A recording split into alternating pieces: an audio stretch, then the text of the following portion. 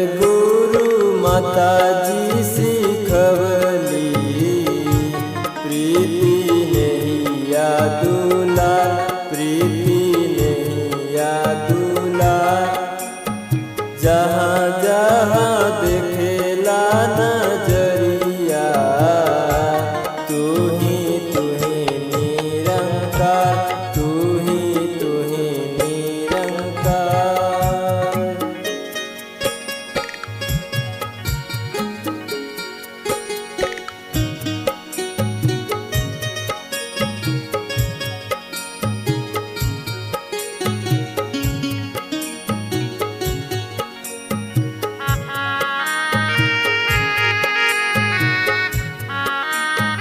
पाँच हो परनवाजे मन ले ओकरा चमकल लीलार, ओकरा चमकल लीलार।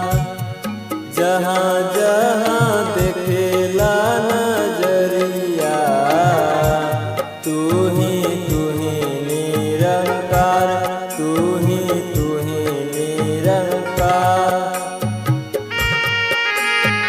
सतगुरु माताजी सिखवली प्रीति नैया दुलार, प्रीति नैया दुलार। जहाँ जहाँ देखेला नजरिया तू ही निरंकार, तू ही निरंकार।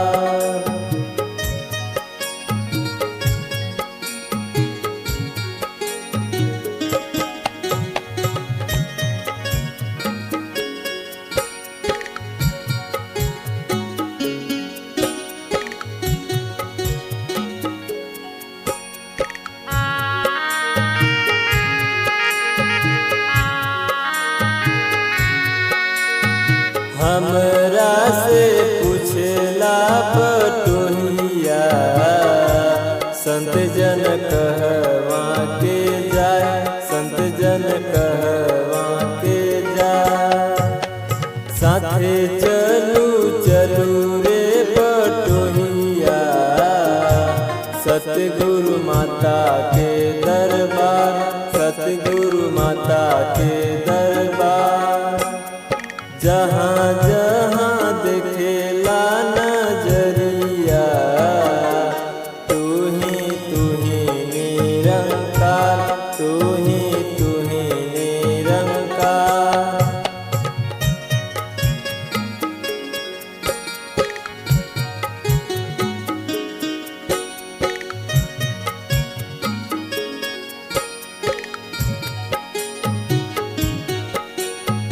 धन बास माल खान,